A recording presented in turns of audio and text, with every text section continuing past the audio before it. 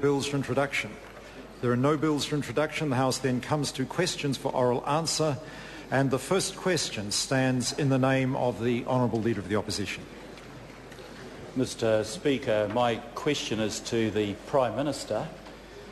Does he stand by all of his statements on the privatisation of New Zealand's state-owned power companies? The Honourable Bill English on behalf of the Prime Minister. Speaker, on behalf of the Prime Minister, with respect to the government's plans to sell a minority stake in 4 state-controlled energy companies, yes.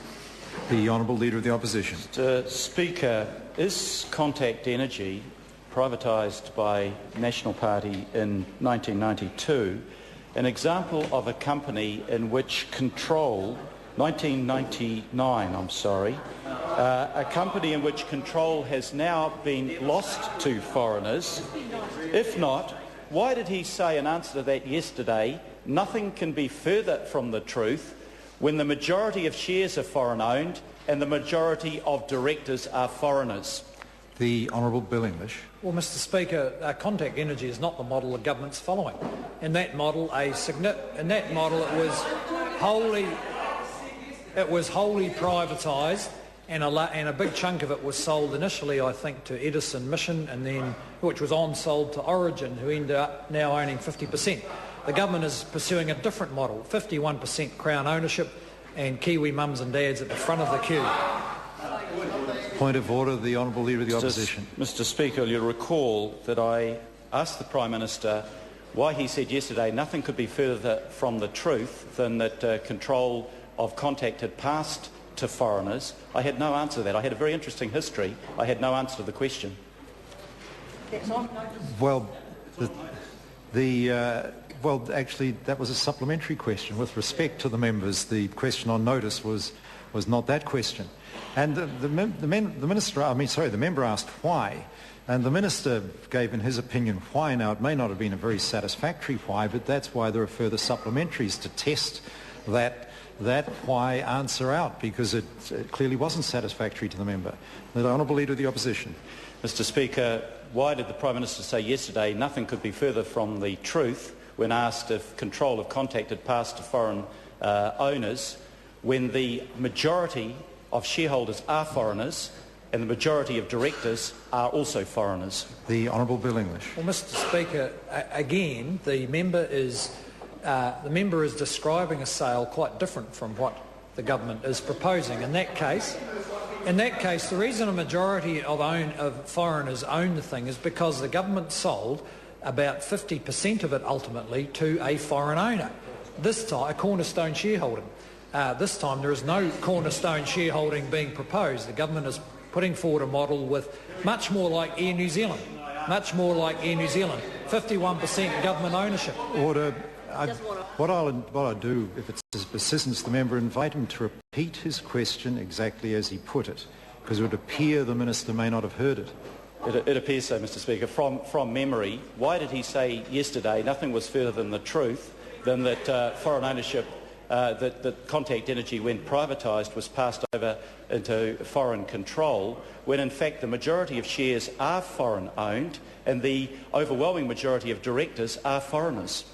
The Honourable Bill English. Mr. Speaker, because the Prime Minister was talking about the question the member actually asked yesterday, which was related to all those shares, about the 50% of Contact Energy that was actually floated in the retail market to mums and dads. And as it happens, the biggest single owner of those shares is the New Zealand government. The Honourable Leader of the Opposition. Why does the Prime Minister keep on saying that it's about mums and dads when the fact is that 80% of the shares in Contact Energy are owned by less than 1% of the shareholders? They're certainly not the average mums and dads. They're wealthy investors and they're foreign companies. The Honourable Bill English. Well, Mr. Speaker, because as the Prime Minister pointed out, and I think the Minister of Finance might have pointed out, in Contact Energy's case, the government set out to sell the whole of the company, including a cornerstone shareholding. That is not the model the government is now proposing. The reason, as I said, the majority of shares in Contact Energy may be owned by foreigners, and they probably are, is because half of it was sold to foreigners in the first place. and that is precisely the difference. The model the government is now proposing is 51% government ownership and Kiwi mums and dads at the front of the queue to buy the rest of it. The Honourable Leader of the Opposition. Mr Speaker, does the Prime Minister understand that at the time of privatisation there were 225,000 shareholders?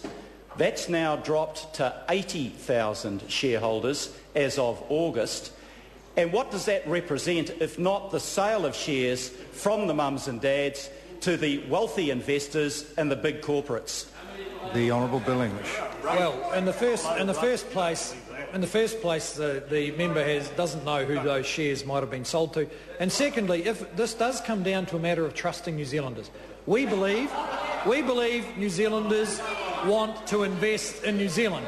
The Labor Party believes New Zealanders want to sell out the first chance they get. We're with the New Zealanders. The Honourable Leader of the Opposition. Point of order, Mr Speaker. Point of order, the Honourable Leader of the Opposition. I seek leave of the House to table a number of documents. The first one is from the Contact Energy Limited Annual Report 2010 that shows that nearly 80% of the shares are owned by less than 1% of the shareholders. Leave us sort of table that document from the annual report. Is there any objection? Did I hear objection? There is no objection. Mr Speaker, I seek leave of the House to table a document which is a company extract, Contact Energy Limited, which shows that at least 5 out of 7 directors are not New Zealanders. Leave us sort of table that document. Is there any objection?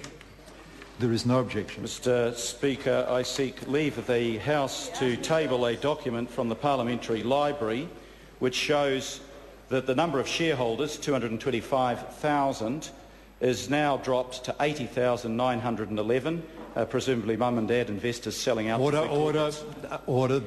The last bit the member knows is totally out of order.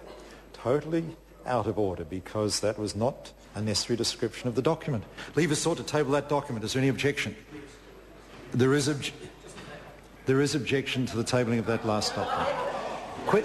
Supplementary question, Speaker. the Honourable Leader of the Opposition. Mr Speaker, does the Prime Minister agree with Patrick Smelly in the same article that he has quoted Patrick Smelly from time and again, when Patrick Smelly says that partial privatisation will lead to, quote, higher power prices sooner than might otherwise be the case, end quote, or does he still contend that privatisation will not lead to faster rises in power prices? The Honourable Bill English.